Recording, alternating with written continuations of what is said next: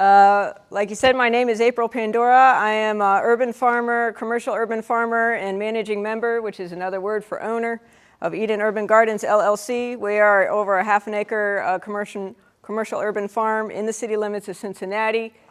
And we do mixed crops of vegetables, herbs, medicinal herbs, fruits, and microgreens. So we do a pretty wide stretch of things that we grow and sell, mostly direct to consumer, and then occasionally we do some wholesale. Yeah? There was a guy that was, when I was going through my master garden class, I don't know, 8 or 9 years ago, there was a guy with the Findlay Market. Yeah. He was trying to, are you? I'm not affiliated with Findlay Market, but I do know all the other growers in the area because there's a. Yeah, he was trying to get the same thing going. It's a small community. We are independent. We are a business. We are an LLC with the state of Ohio. But I do know it's a small community, so we tend to know each other. So what he's going to do is go around and collect your stick-it notes. And then I'll be sure to address those. So one of the things a lot of people ask is like, how did we get into this, or what happened? And just real briefly, I'm going to tell you that my background is in health education and promotion. I worked for many years doing health education and wellness programming as a public servant for the city of Cincinnati. And I worked in the city, all across the city, in the urban inner city, as a public servant at the disposal of the public. And that was very interesting. I live in the city. I'm from the city. I've never been in a rural area. I've never been in a suburban area. And I've never been a housewife. And I have been asked that. So I've worked my whole life. And we started with just 1,200 square feet. We're now well over 22,000 square feet in production. And we started without capital, without credit lines, without funding, and pretty much without a whole lot of support. So just by show of hands, how many people here are in a city, in a municipality, and how many people are in a city area? How many people like a suburban or township? Anybody out in like a rural area interested in here because they saw the word profit and that looks really interesting and they want to know how we did it on a small scale, and they're like, if you could do it little, maybe I could do it big. Okay, because you probably got like 10 times more land than we do. That's okay too. Okay, all those are good questions. I'm pushing the wrong button. Big white button. I'm pushing the white button. Try now. It's good when it works. There you go. Well, go back. Next one. Can I just tell you when you push the button? Yeah, let me see that and I'll see if That's why I do poster boards now. Okay. Do I have everybody sticky? If you just came in and you have a stick-it note, do we have more stick-it notes? A few people just came in. Please write down on your stick-it note your questions so I can cover them. It will also have more session time to answer questions. Okay. So overcoming the odds of capital startup. So capital just means funds starting your business. I had no funds. I had no funds to start this up initially. We started, when I started, my children were very young. They were 6 and 8 years old. I was taking agricultural classes at the community college, and I thought I would go work for someone else as a farm manager. I had been in school for 5 years, working on a 1-year diploma at the community college because I took it one class at a time because I refused to go back into debt. And I worked side jobs cleaning out apartments and cleaning people's toilets and houses. And then I also worked my full-time job. So I worked a lot, and that was how I got through school. So in the summer of 2015, I had a dream, and in the dream, I was selling at a farmer's market as my own vendor, as my own farmer, and the person in the dream said, "What is the name of your farm?" And I woke up and I said to my husband, I said, "I feel like there's a calling to start this as my own farm business." And he's like, "Really? Okay." You know, and I had a job and I was a civil servant and I had a union and I had a salary and I had health benefits, and he was working a job. He actually works in Kentucky. And it was like we were making the most we ever could make, and it was like, okay, you know. And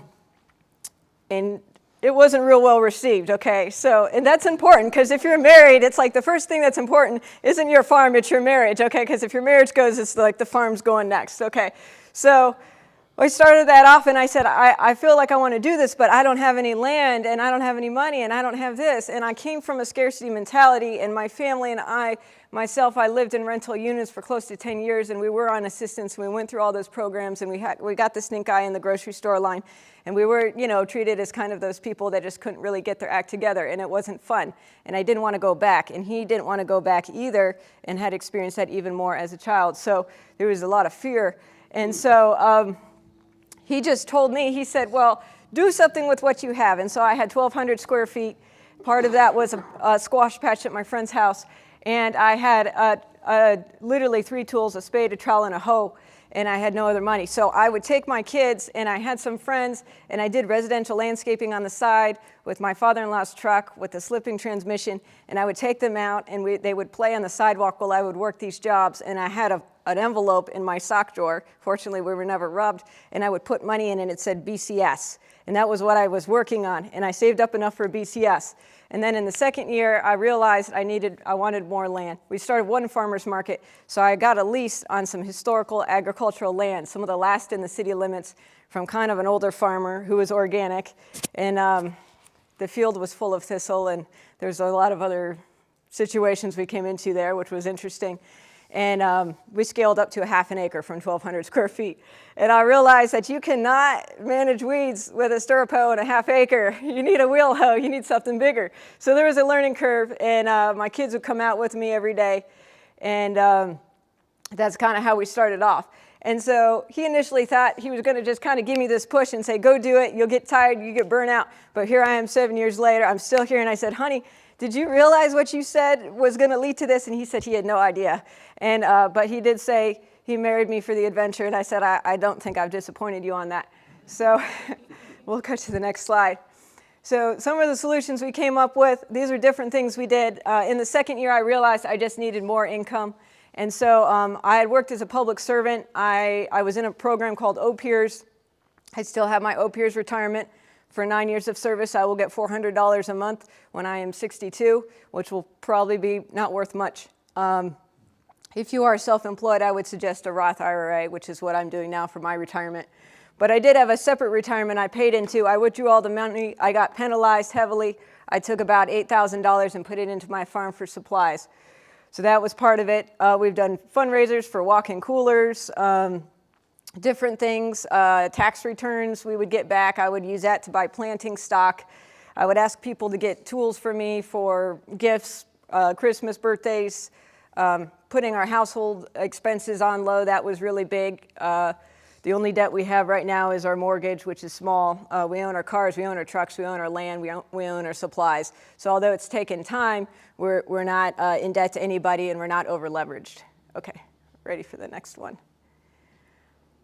So finding land is a really big issue in the city limits because land is priced at development levels. So you could have a little plot of land that's a quarter of an acre, and they want $50,000 or $60,000, and that's out of my price because nobody will give me a loan, no one will give me a credit line, and I don't have anything else to leverage. And so we had to get under market properties for us to grow on. And so what that means is going where no one else wants to go, and not in Star Trek type of way, but on properties that are problematic. And so what we found successful is on the left. What was unsuccessful was on the right. So we ended up starting small, like I said, in 2016. Now we're over, it's at 25,000 square feet. That's among 3 properties we have. And then we have a small indoor nursery. So we started with the lease. We leased for 2 years. We ended up buying after a 3rd season. Our one property was sheriff's auction. Another property is Hamilton County Land Bank, which is a nonprofit that gets land after it's gone through sheriff's auction, foreclosure, and basically nobody wants it. And then they sell it to either individuals or businesses that are going to do something with it, with the contingencies of a very long, extensive contract you have to follow. Do your homework, find out what these liens are, find out what the taxes are. You want to know, is there a demo lien that you're going to be required to pay that's $40,000? You're going to want to know that, because if you don't have $40,000 for a demo lien for the house they took down, that's going to be a problem. Is somebody have something else on it? And so we did title searches on all the properties before we got them. Title search for us was about $250. We called the taxes, we called the courthouse, we found out everything we could, and we went from there. Other things that weren't successful, anything at market value was just out of the question. Finding agriculturally zoned land and moving outside the city just wasn't going to work. Again, it was a cost issue. I also had 2 children and a husband, and so there's other factors we had to consider, and just uprooting and moving out into wherever just was not financially feasible or reasonably feasible with the needs of my family. I'm going to go to the questions. Anybody have any questions or comments so far? Yeah. Speak it real loud and proud, because County Land Bank. Uh-huh. Okay, what is the County Land Bank? Okay, so I'm in Hamilton County, which is in Ohio, Southwest Ohio, and Cincinnati area. So the County Land Bank is it is a nonprofit agency that gets land from the municipality. So what happens is, say you have a property, the house is blighted, they tear it down, or nobody buys the house and it's blighted, and then it goes to sheriff's auction, and then no one buys it at sheriff's auction. Then sheriff's auction has a special auction in June in Hamilton County where they put it up again. Nobody gets it again. Then the county says, or the city, it could be the county or the city, basically says, hey, we don't want this. And so they give it to the land bank, and then the land bank says, okay, we're going to post it on a website and try to get someone to build a house on it or do business or whatever. And they can put whatever restrictions they want, and essentially in our county what they do is they cherry pick property. So if it's real big, they take this, they put it aside, and then they knock on the door and say, Joe Construction, hey, we've got this for you, what do you think? And so they basically cherry pick, and then they put the rest on a website for the public that is available. So they had different programs. They have ones that are residential development, means they want housing, single family, multifamily. They also had a program called Garden and Greens where you can do, they essentially started with community gardens, and now they call it commercial gardening, which basically is farming.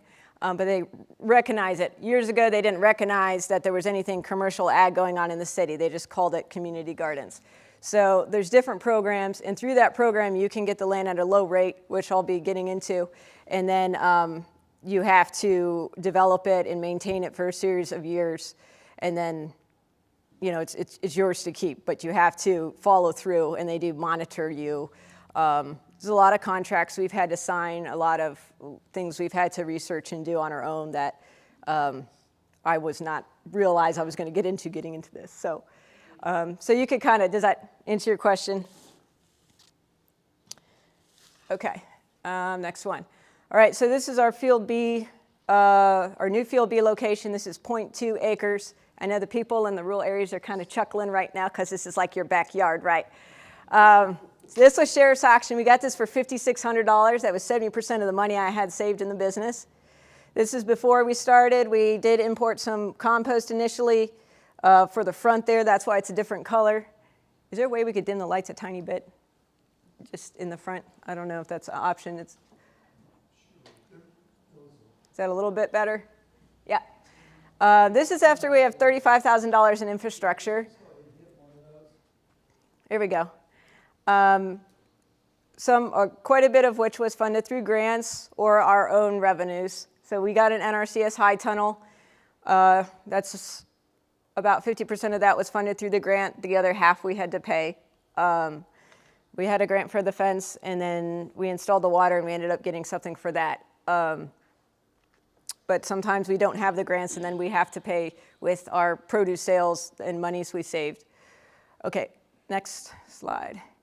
This is our Field D location. This is the land bank property. We got this, we purchased this for $1,000. We had an acquisition grant for this. So we paid and we got the $1,000 back through the city. They have a little mini urban ag grant program. We had to start development before we owned it.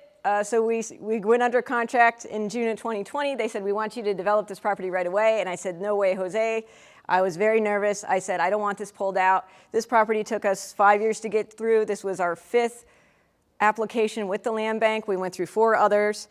We had one that was accepted in Norwood. We spent 6 months with the city of Norwood going through hearings, and then we withdrew because it was not working. The other 3, we applied, and our application was rejected, meaning it went to a house seller or or somebody else that had applied.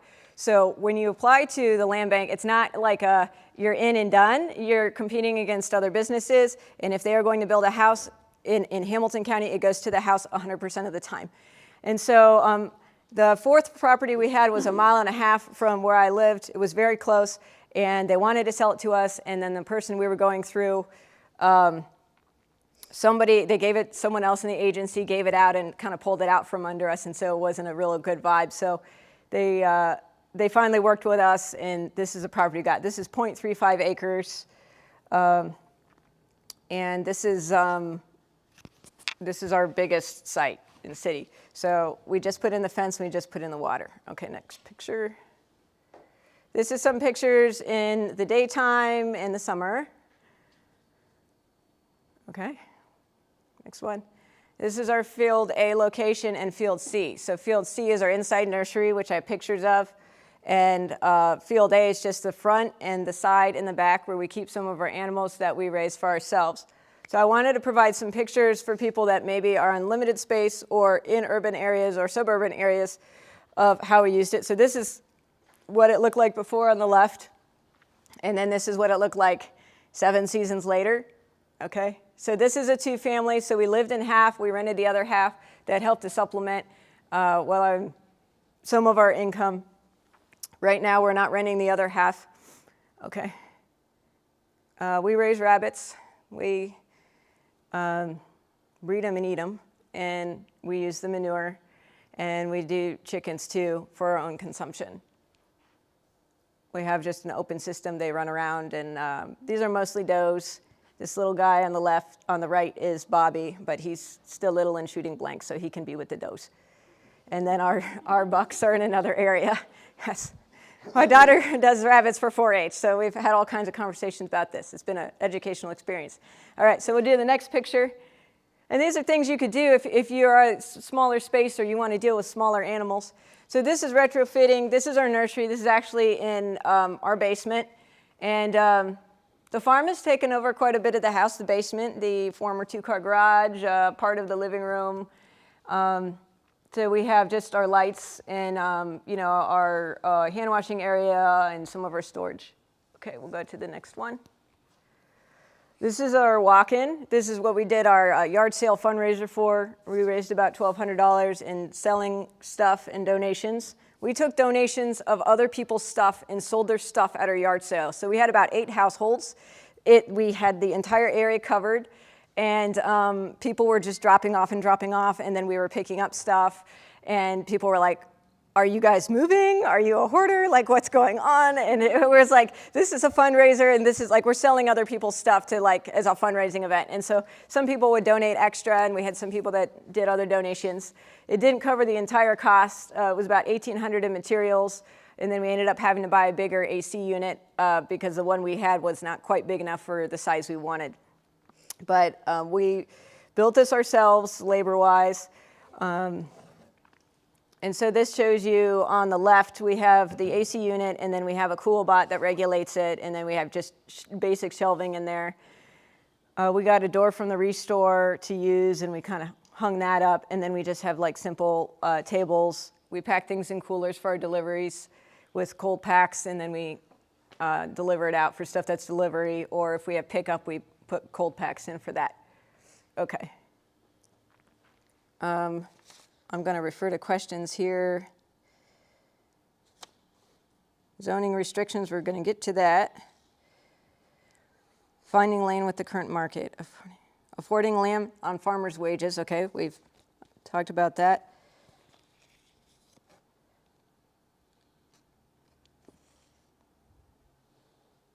Okay, microgreens. Okay, I'm covering some of those. I'll come back to that. The question on how do I do the microgreens, I grow those in the nursery. Can you go back to the nursery picture? The microgreens we grow in here, we grow them in there in flats in an organic soil mix with organic seeds. And then we just cut and sell those that way.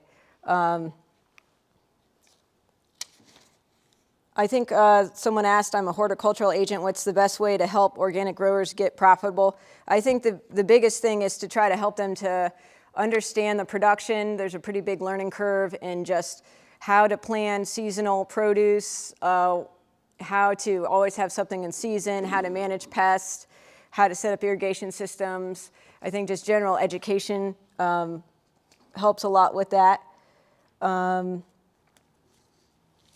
We do plan seasonal produce, so we plan out spring, summer, fall, winter. We plan out farm boxes. We plan out different things to be available at different points in the season, and that helps us to maximize our profit. We also look at what sells and what doesn't sell. If it doesn't sell, we don't grow it.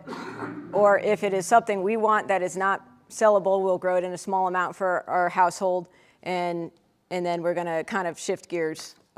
Sometimes we've had to shift gears in season where we're like, we have a bunch of this product and we can't move it. We're going to just pull it out and we're going to plant something else in there. Okay, we'll go forward. Okay, red tape and restrictions. I have a question here. Are there zoning restrictions for the family in the city? You bet. What's the difference in terms of zoning between a backyard garden and a farm? So I think if you have plants in your front yard, if you have some sort of HOA, homeowners association, or covenant laws in your neighborhood, that could be very restrictive as far as how your lawn looks and stuff. I'm in an urban area and there is no plant list. We have actually had a neighbor call to the city and say they are growing fruits and vegetables in their front yard before we were doing it and selling it. And the city actually sent out an inspector because they have to investigate. And you're just thinking, my goodness, it seems like such a waste of time. But, and then we called and left a message, and then they called us back and said, you can only have grass and flowers. And I said, there's no way. I said, there's 300,000 people. We have all kinds of issues. And the issue is not me growing fruits and vegetables for my family. This was back before we started. This was back in 2015. And so then I pushed back, and our urban agriculture advocates in the city talked to the zoning or building inspector, and then I got an email apology later. And so there is no plant list. And I think you can grow plants in your yard. I think where things start to get sticky is when you start to get into crop covers, like whether it's low tunnels or hoops or high tunnels or animals. Sometimes that tends to attract a little bit more attention, or fencing. People get really excited about fencing. I have some stories on that. So I think as far as putting it in your front yard or your backyard, I think the difference is when you have a garden and it's for your family or your household consumption versus you're selling it. Once you start selling it, you're becoming a commercial operation at some level because you're taking on the risk of safety and food and all of that for the products you're selling. And you want to have some sort of insurance, food insurance for that. Okay. So red tape and restrictions. So we have restrictions on fencing and residential zoning. Residential zoning is like the strictest you can get. If you get to commercial, they have a little bit more leeway. Ideally, if you're in an unzoned or agriculturally zoned township where ag is permitted everywhere, God bless you, I am so jealous, okay? So we have gone through it with zoning and regulations. So these are the restrictions we faced in residential zoning in our city in Cincinnati. And we needed to come up with a deer fence that was 6 feet or less to keep out deer because we have a huge deer population. And so I'm going to show you the next solution we came up for this. We came up with a multi-dimensional fence. So if you see here on the left, you can see where it's called a 5'+3" fence. It's 5 feet tall, and then it has a 1 foot arm, and then it runs wires across. We've had mixed feedback from people on this, but this is the only thing that I could find that was code compliant that kept the deer out. This site on the left, that fence has been up for 5 seasons. We have not had any deer jump it. The other option we have is a 3D fence, which is on the right. There's summer and then winter. The winter kind of shows the welded wire, so we have a 4-foot fence, and then we have 4-foot welded wire on T-post. It slightly goes up about a foot, so it's about 4 foot, and then this one is 4 foot and 5 foot. And so that's multi-dimensional, and the deer don't want to jump that with that type of a space and that type of depth perception. So deer have really poor depth perception, and we have used that to our advantage. Okay. Questions about fencing? Comments? People are still waking up. Okay. Red tape on high tunnels. So Cincinnati, trying to help promote urban ag, said, yeah, we want urban ag. They spent 2 years going through things to make some sort of regulations and promote it. So they said, we're going to permit high tunnels on residential properties. It's permitted. You can do agriculture on residential properties as a permitted secondary use. And we want to, get these unused properties into something productive, into the tax base. We want to increase food production. And so this is kind of some of the regulations they came up with. Now, if you want to go over 800 square feet, which anybody will that's doing this commercially, because 800 square feet is not a lot of space, your high tunnel is going to have to get a variance hearing, which is a legal hearing, which costs you $500. Okay? We talked to all of our neighbors. We had all of our surrounding neighbors, letter support, signature. We have what's called neighborhood community councils. So we have 52 neighborhoods. A lot of them have these little volunteer neighborhood community councils that deal with those neighborhoods, particular issues or events or activities they have going on. We talked to that. We reached out to the president. We talked to her. She said, oh, I look forward to your project. We went to the hearing. We showed up. The president was there. She did not tell any of the board members. They showed up, and then they sent a postcard out to people, and because it was from zoning, they thought it was a property zoning change from residential to something else. Then we proceeded to go on via Zoom for 3 hours and 40 minutes on how we should not have a property zoning change while I sat on mute, and the city did not correct these people from saying, hey, you know what? It's not a property zoning change. It is a variance, project-specific variance for an additional 640 square feet, and to move this high tunnel, instead of putting it back here, putting it up here 40 feet. And so by the end of that, my blood pressure was through the roof, and I was pretty upset. And I had talked to our NRCS agent. I said, should I have a PowerPoint on this? And she said, no, I think it's a formality. I don't think you'll have an issue. And I said, I'm really nervous because I've had some resistance in the community just being here for various reasons. And yeah, it was not good. It was not good. So they said after that, they said, do you want us to make a decision now about getting this variance, or do you want a continuance? And I said, we want a continuance, please. Thank you.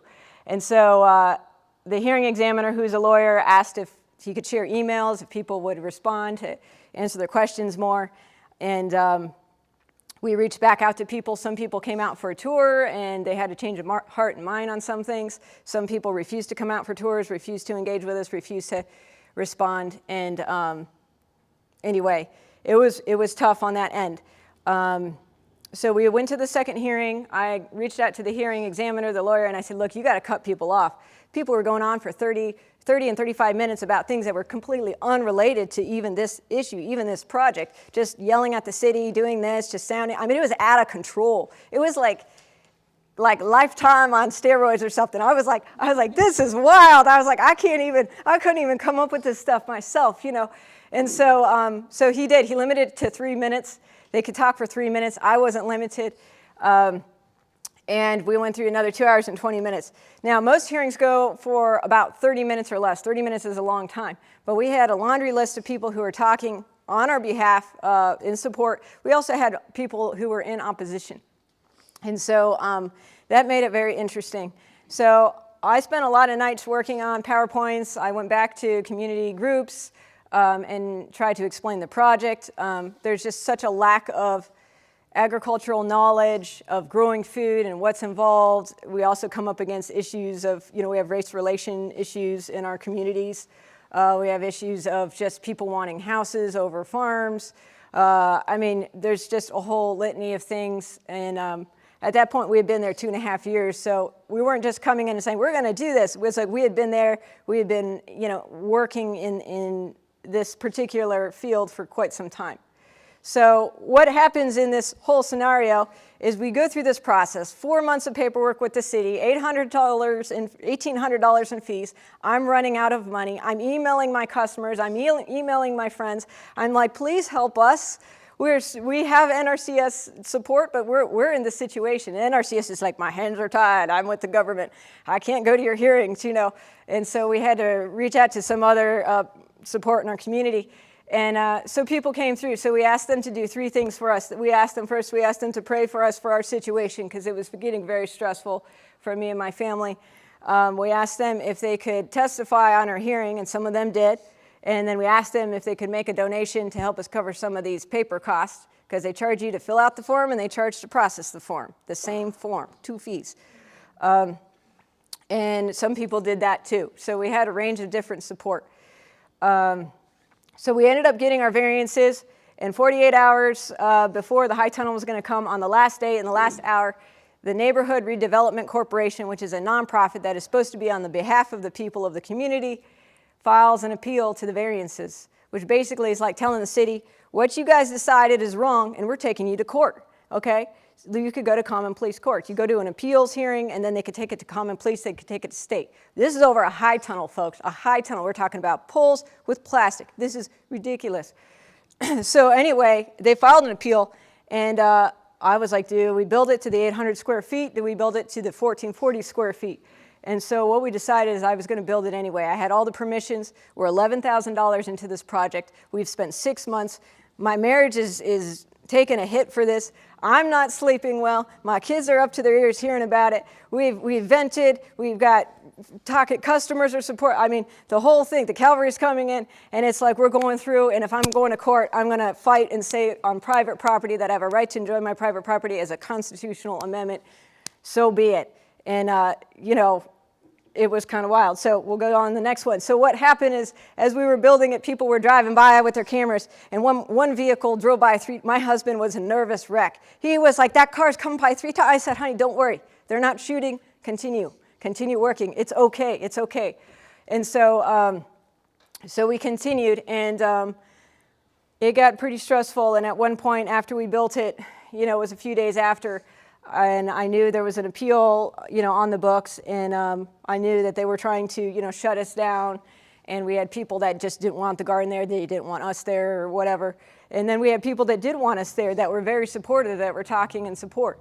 And so one night I got down beside my bed, and I kneeled down and I just prayed, and I said, God, you got to take this. I'm just overwhelmed. You know, it's too much. I've gone through everything. I've exhausted everything. I'm at the end of my line. You need to just take over. And 2 weeks later, they withdrew their appeal. And now the high tunnel is safe.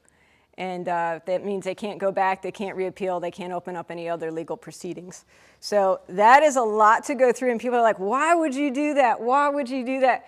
But you have to understand that it's like, we feel like this is important for us to grow food and to have, you know, food for our community and for our neighbors, and to go through the process. We also feel like sometimes you have to take a stand for what you believe in and for what is right.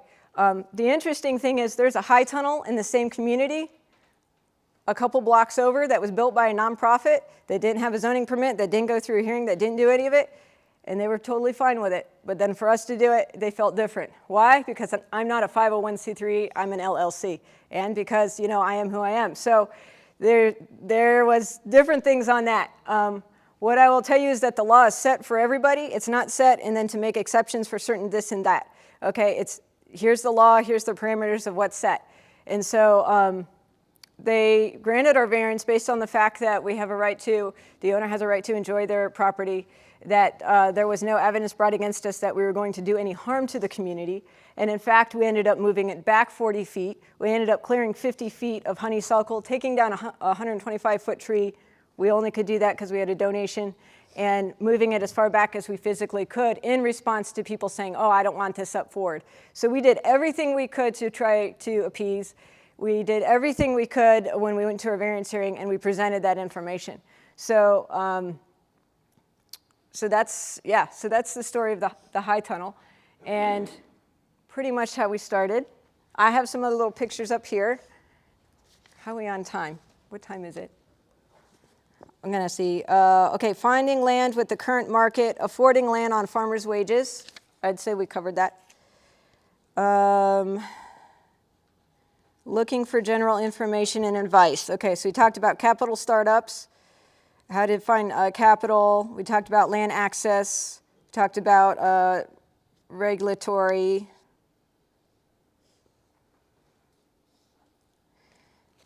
And okay, starting possibly a small scale seed farm. I don't know if that's collecting seeds. Is that collecting seeds to sell maybe?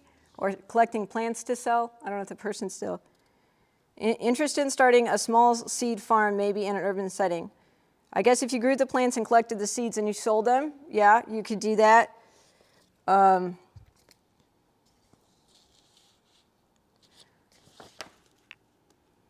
Okay, I think I've answered most of these questions. Other questions or comments? Somebody say something, yes? Yeah. So do you run a CSA, or is it all direct market from direct sales at farmers? That's a great question, Eric. Thank you. Okay, so what we do for our sales is we have an online selling. Can you flip back to the beginning? Do we have internet here? Does it connect? I don't know if this computer does. Okay, we don't know. Okay, we'll just go back to the first page. So our website is EdenUrbanGardens.com. If you put that into, it'll go to the website. We're connected with Barn to Door. That is our website we use. It's specifically set up for farms, so we can put in stuff, it can inventory, it deducts automatically, it runs the carts through. It does most of everything you want to do, and we pay to use that. I would highly recommend having an online selling option to make it easy for your customers to buy. Most of our sales are direct to consumer. We do occasionally some wholesaling. We do farm boxes, which is preset set amount. We do small farm box, and we do large farm box, and then we do custom orders, which is just shopping where they go online and buy what they want. And yeah. So is your farm box a subscription service, or is it a one-off? We do both. So we have people in a range of, I don't know, economic levels, you would say. So we have boxes where we do farm box, like seasonal, where they can sign up for 8 weeks and prepay, which would be more like a traditional CSA. We have some where it's a subscription, where like you would have, say, something like Netflix, where they sign up for 30 weeks, they put in their credit or debit card, and then they're billed each week. And so if they were getting a small farm box, they're paying $24 every week for that, and they have the option to cancel anytime. Yeah. Are you growing year-round? We grow year-round. Okay. We do take time off for Christmas. We take about 6 weeks where we stop the sales because I just need to break. Yeah. Have you found that it's difficult, or because we grow year-round. I've been doing it, this is my second winter. Yeah. And I've just found that Yes, sir. people don't, customers don't realize that you can grow year-round. So, Right. I mean, our sales drop Right. drastically through the winter. Just because people didn't realize produce was there. Yeah, how do you, that's kind of what I come into this for, how do you reach? I think the big thing with that is having an online form so they can see that you still have product available. I've got more than. Yeah, so you have like a website.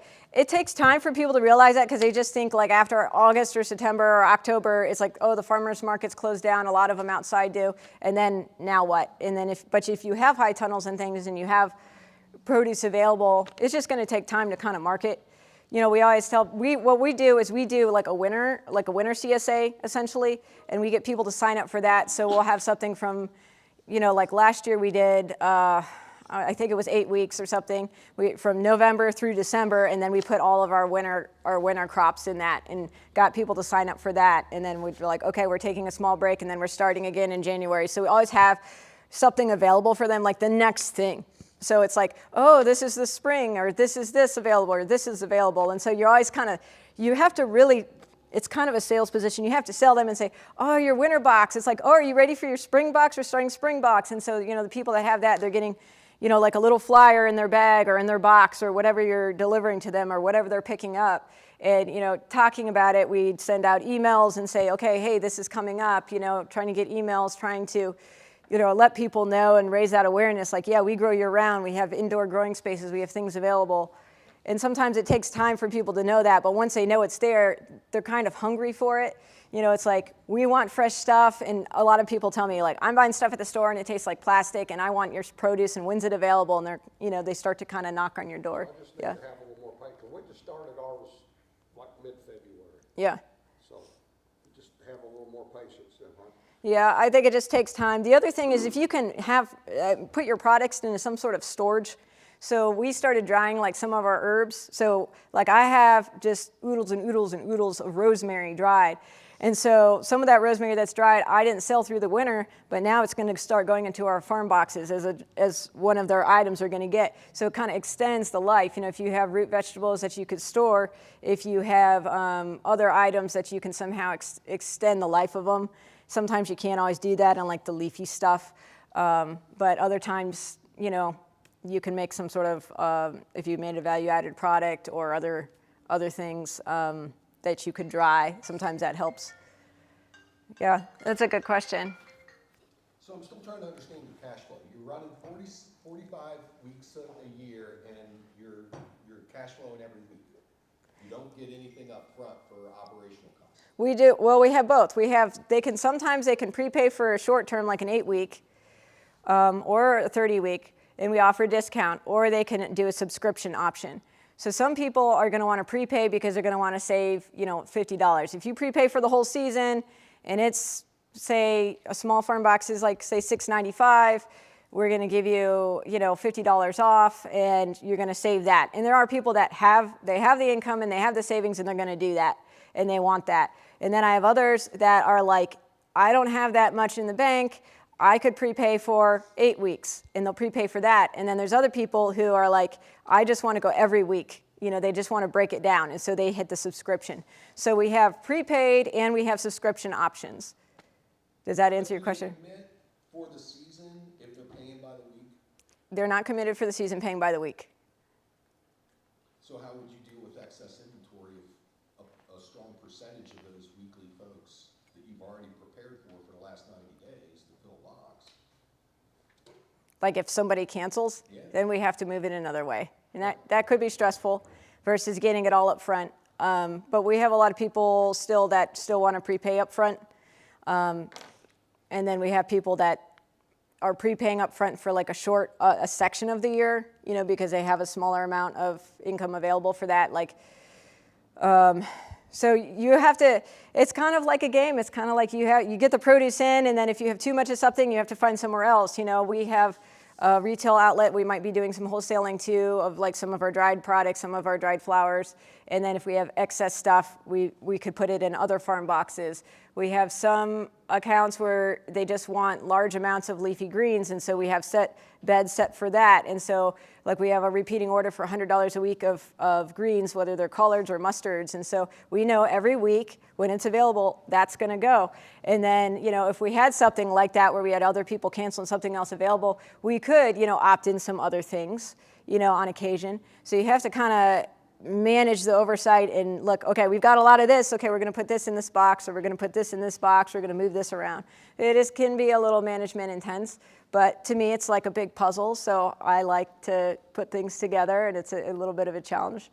And we try to include occasionally little recipes and stuff to try to help people know, how do I cook radishes, or what could I do with this? Yeah. So some cash flow is up front, and then sometimes it's not. Now, this is the first year we're doing more of a subscription, where before we just did more upfront. But then we also take just custom orders, so people buying what they want as they need it. Yeah. I had a question. Is there an option for grants, or is that only for nonprofits? Are there, grant options for small business? Yeah. That's a good question. We have received several grants. We have applied for some grants that we haven't got. The grants we have gotten an Entrepreneurship Grant, which was a private funded grant for entrepreneurs who have business startups that are at risk of losing their business because of funding. Hello. And that was us with our fence. We did not have, the deer were coming in. I had planted strawberries. I lost 50% of my strawberries. I had them netted. I had them rocked. The deer were coming in. I mean, it was like, I was like, either I'm going to have to double fence this, or we're going to have to get a fence. So I applied for that fence grant. It was a large grant. It was about $10,000. It covered our fence. And then we also got an electric starter for a BCS to save shoulders. We got a post hole digger, a post hole driver, welded wire, T-post. So, I mean, we kind of packed it in there. So that was huge to get the fence in. And we are an LLC, so you can get grants not being nonprofit, because I feel like in urban areas it's like a lot of nonprofit, and then people are like, why aren't you nonprofit? And I'm like, I'm not nonprofit. I'm just making a choice. That's not the choice we've made, okay? But we're here to serve you, but we just operate in a different capacity. So we got an entrepreneurship grant. We had a grant through NRCS for a high tunnel. The bigger you build these, the more reimbursement you get per square foot. NRCS has lots of funds, and they're trying to find places to go, so you can apply through your NRCS office with the USDA. We've done municipal grants. We have Office of Environmental Sustainability, which is a small office where they try to do these mini urban ag grants. They have helped us with things like install of water costs, not always 100%, but parts of that. We have accepted private donations, but we tell people there's no tax refund. You're just supporting the work we do, period. Thank you very much. I'll write you a thank you note.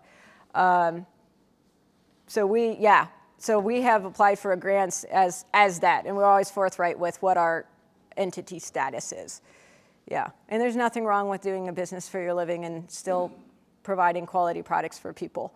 There's, but that's a good question. Yeah. How about local restaurants?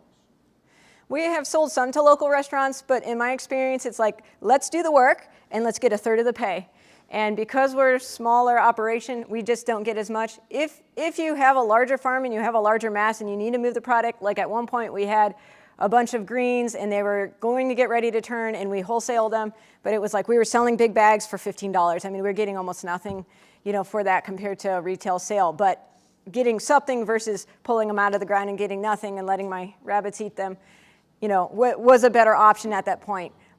We will wholesale some things like some dried herbs or dried flowers or things we have a lot of that we need to move. Like if, we had, extras beyond our farm boxes or beyond our sales that we need to move, then I'm gonna put it to the wholesale. But they're getting kind of like the leftovers, if you will. Like the last minute, if I need to move it, it goes wholesale. If otherwise, we're retail, we're getting the best price for our product so we can,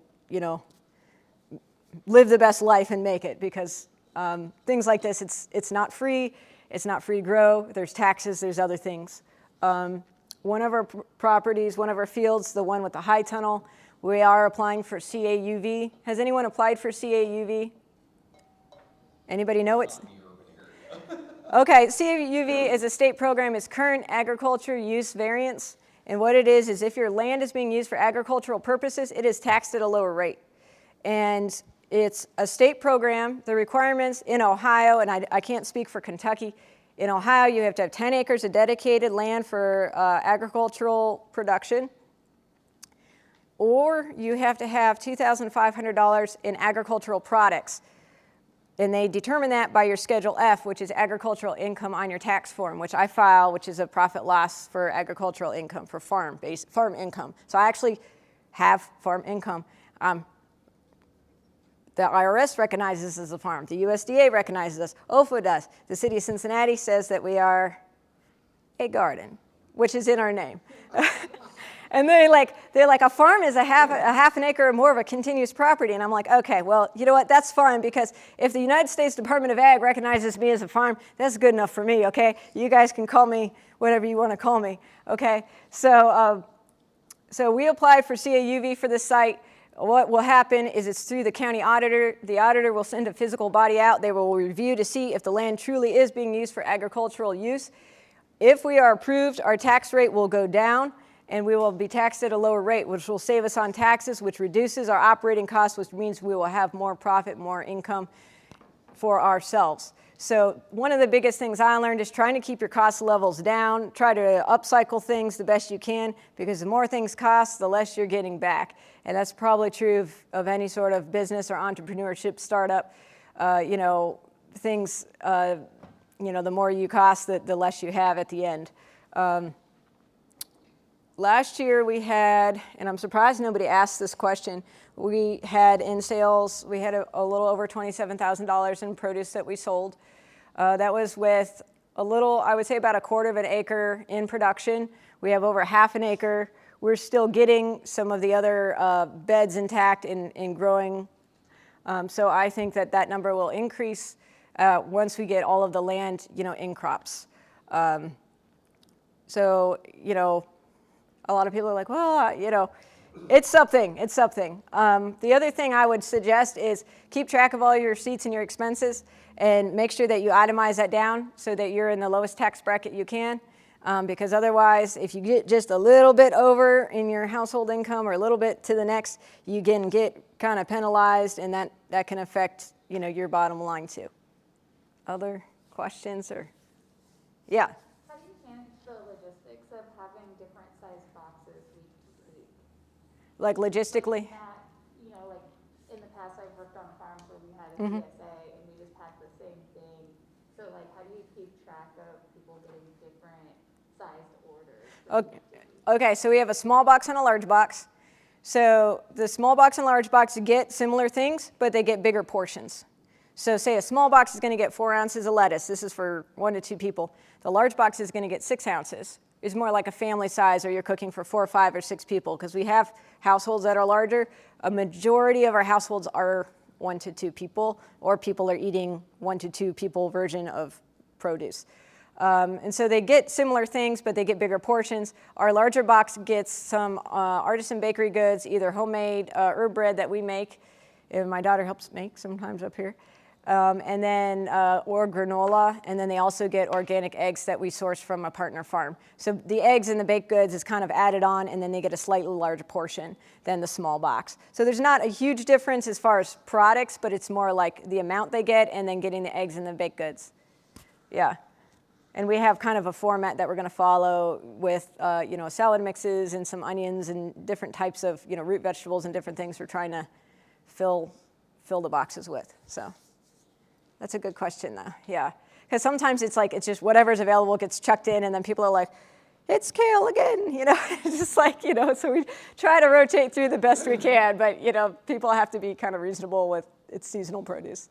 Yeah. What else?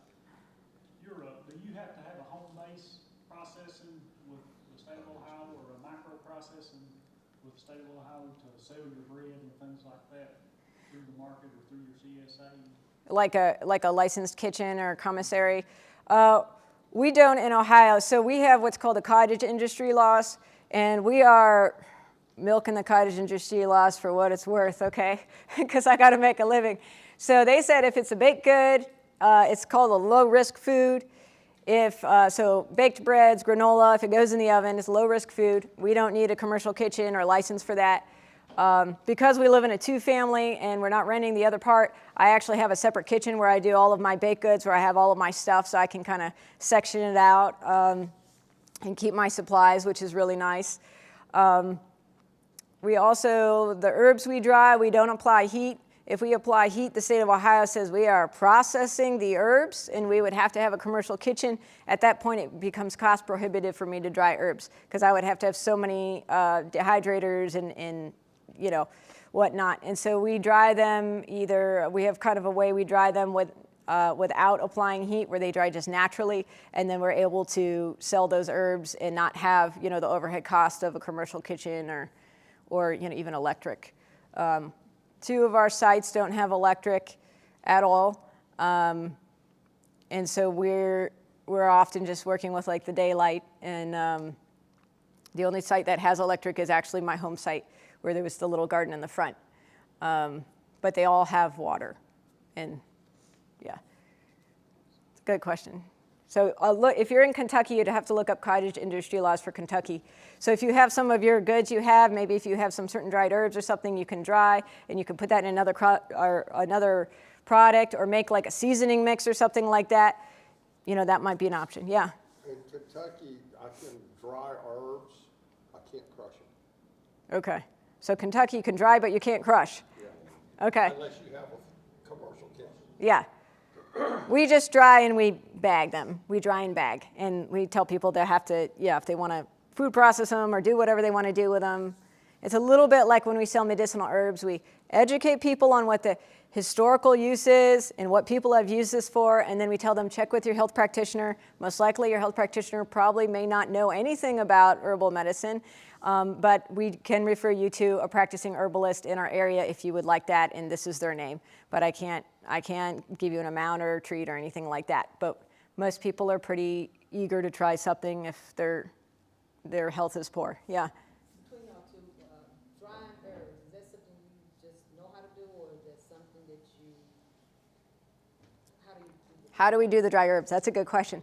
So we used to dry them on racks, and that limited us by space because we had limited space in an urban area.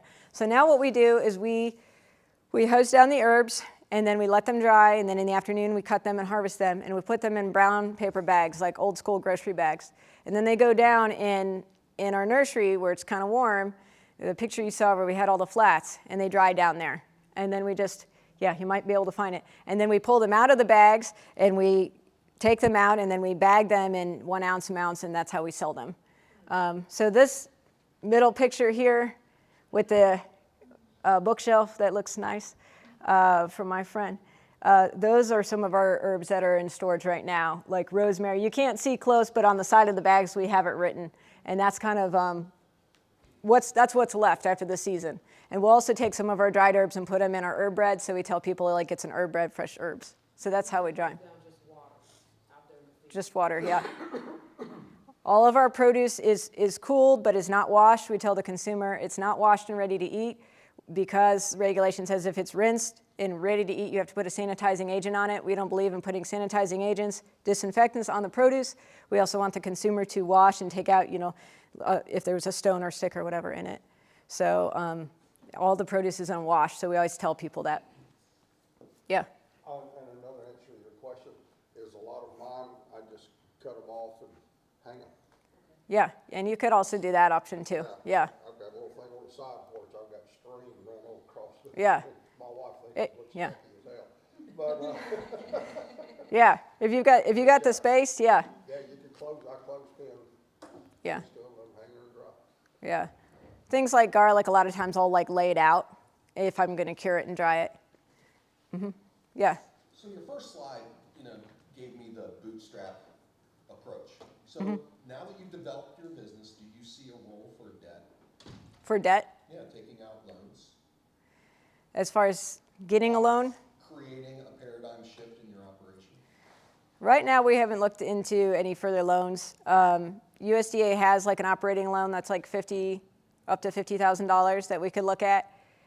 The only thing I would be interested in getting additional loan is if I could get a loan lower than 5%, and then I could pay off the rest of my house. So that's really the only thing. As of now, we're just continuing on with kind of self-funding through our revenues.